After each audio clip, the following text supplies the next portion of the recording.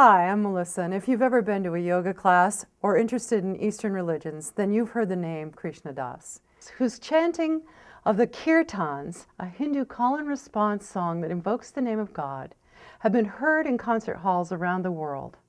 His unique mix of soulful classic rock and Indian music have uplifted and inspired many people, including such notable celebrities as Sting and Madonna.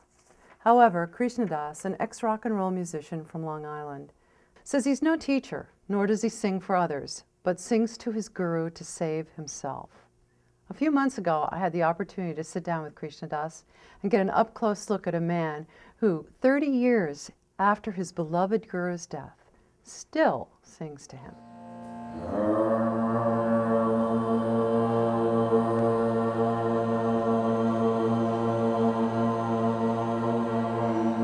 After Maharaji died in 1973, I went through a very hard, many years.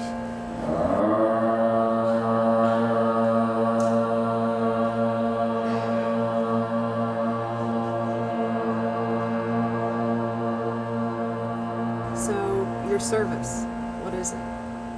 I get up in the morning, and I chop wood and carry water, and then I go to sleep.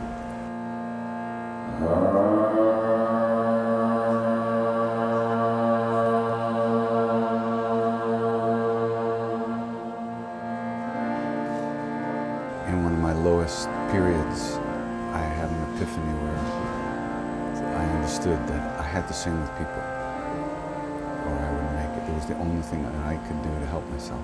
Start with a short prayer. It's a prayer of grace.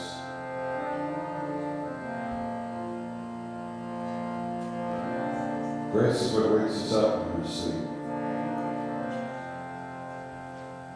Grace is what removes obstacles from our path. Obstacles are no more there. Grace is what arranges our lives. We're forced to look within. Can you explain the name? What does it mean? Servant of God. Same like Ram Das. All the names mean everything with Das is servant. Servant from the Hanuman lineage.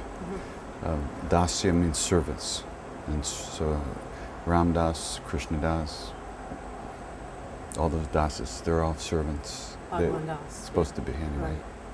It's the idea. So, your service, what is it? Well, it's developed into this chanting thing that I do. I'm not on a mission. I don't really see it as a. I'm not the Salvation Army, Indian style. I sing because I have to sing to save my ass, my own ass.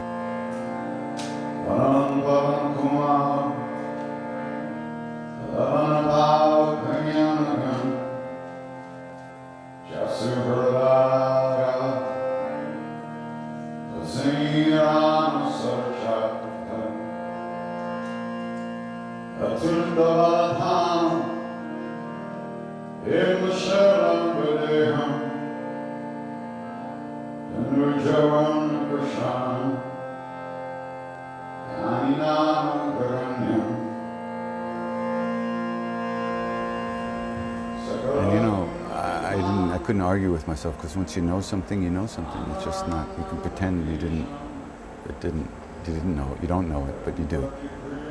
And it took me a while, and I had to kind of push myself to kind of come out of the kirtan closet. And so I went down to Jivamukti in New York, Yoga Center, back in 1994, I think it was. And I said, I used to be with Maharaji, and I used to sing to him, and could I come down and lead some chanting? And they said, yeah, okay, you can come. So that's how it started. And it was just low-key, whenever I was in New York on a Monday night, I went down there.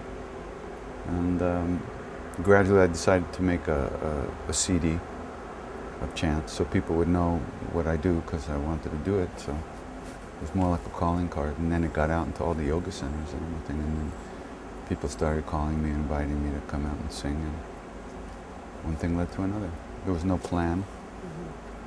I didn't have any, it wasn't a career move. You know, it was really simply my own thing that I had to do for myself. It just, people seem to like it, so I get invited places, so I go. So you say that you sing to save your own ass. Who else am I going to save? Even if I could save myself, who else could I save?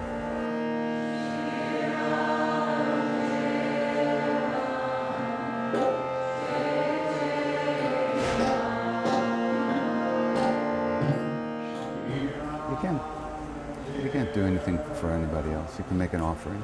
What I offer is I share my practice that I do for myself. I share with people. Because in this case, the practice involves other people. You know, it's an old tradition of singing with people, and it motivates me and makes me pay more attention, you know, give more of myself to it. And over the years, I've developed, you have to develop an ability to let go of stuff, you know. But you need something to reach for in order to let go of those things. The things that cause us pain, cause us unhappiness, negative self-images, thoughts, emotions, all that heavy stuff that we carry around with us. So how do you let go of it? You can't, where is it, you know? And when you're in it, it's impossible. You can't do anything about it. So chanting is a practice that gives us something else to focus on. And every time we let go of a thought and come back to the chant, we've trained ourselves. We've once again gone through a particular emotion, which we learn more deeply and deeply over time. And that's what all practices do.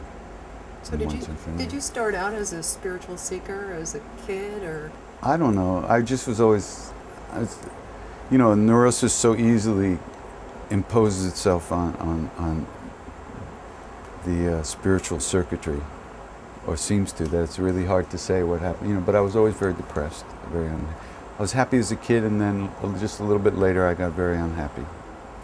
And mostly I remember being unhappy most of my life. And wanting something, I didn't know what it was, I couldn't find it. I couldn't connect with people, I couldn't get what I wanted in life. I couldn't find that feeling that I was looking for. And so I just kept trying stuff, and here I am. So I don't know if it's spiritual, but I'm doing it. It's a feeling. Feels okay. Yeah. I think I've tried chanting many times after a yoga class, and I never could understand, nor could I pronounce the Sanskrit.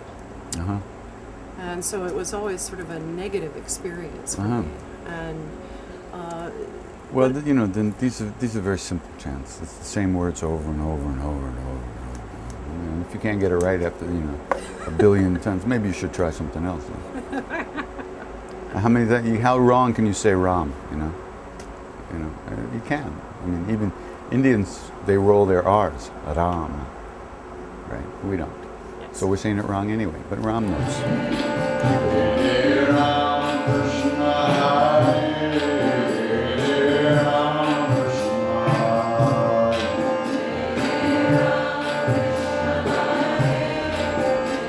You know, when you have a lover or something, sometimes you call them sweetie, honey, cookie, asshole, you know, but they all respond anyway, right? So what about your own heart's going to respond anything, any way you call it to it, because that's what you're doing. You're not calling to somebody else or something else. You're calling yourself. And yourself knows you're calling, so it's going to certainly respond. It's your mind that gives you the trouble, your thoughts, to be more exact. Well, it makes sense to be able to call yourself back to a chant. It's a little more difficult when you're following your breath and you're having to call yourself back to your breath. If there's something